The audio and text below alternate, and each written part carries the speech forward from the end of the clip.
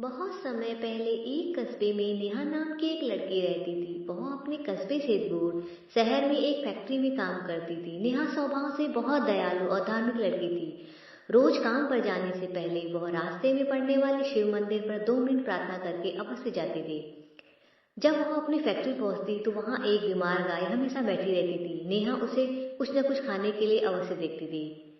एक दिन नेहा को काम करते वक्त देर हो गई और लौटने में उसे देर हो गई। उसे लगा कि शायद आखिरी बस भी निकल गई होगी।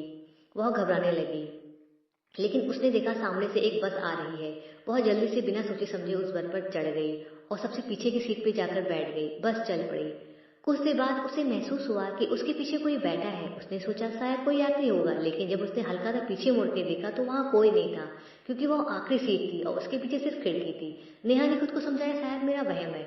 बस एक सुनसान रास्ते पर पहुंची। अचानक बस को झटका लगा और वह रुक गई।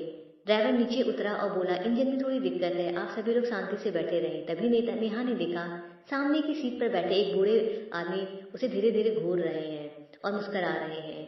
उसे बड़ा अजीब लगा। उसने अपनी नजरें फेर ली। कुछ देर बाद उसे फिर वही एहसास हुआ, जैसे कोई उसके पास में और उसके पीछे बैठा हुआ है। इस बार उसने हिम्मत करके पूरी तरह पीछे देखा, लेकिन वहां फिर भी कोई नहीं था। नेहा घबरा गई।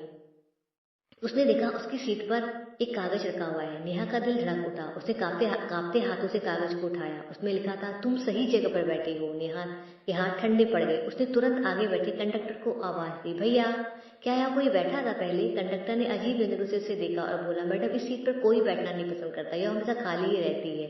क्यों? नेहा ने घबरा कर पूछा। कंडक्टर कुछ पर रुका, फिर बोला, 2 साल पहले इसी सीट पर बैठी एक लड़की अचानक गायब हो गई थी। बस इसी रास्ते में रुकी और जब दोबारा चली तो वह सीट खाली थी। नेहा का गला सूख गया। अचानक बस की लाइट झपकी और पीछे की खिड़की पर धुंध जम गई। उस धुंध पर धीरे धीरे शब्द उभरने लगे, अब मेरी बारी पूरी हुई, तुम्हारी शुरू। नेहा चीख पड़ी। उसी क्षण बस फिर से चल पड़ी। ड्राइवर वापस आ गया। जब बस कस्बे पहुंची तो वहां सभी यात्री उतरने लगे, लेकिन आखिरी सीट फिर खाली थी, यानी नेहा गायब हो चुकी थी। उधर जब नेहा घर नहीं पहुंची तो उसके माता पिता बहुत परेशान हुए। वह गांव वाले और उसके माता पिता साथ मिलकर उसे ढूंढने लगे।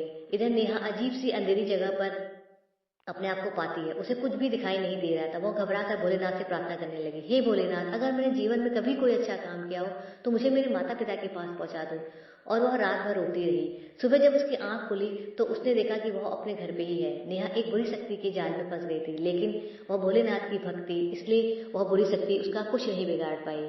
भोलेनाथ ने उसे संकट से बाहर निकाल लिया। इसलिए कहते हैं दोस्तों, सच्ची भक्ति में ही शक्ति होती है, सच्ची भक्ति में शक्ति होती है। यहाँ तक मेरी कहानी सुनने के लिए आपका बहुत बहुत धन्यवाद दोस्तों। ईश्वर की कृपा आप पर सदा बनी रहे।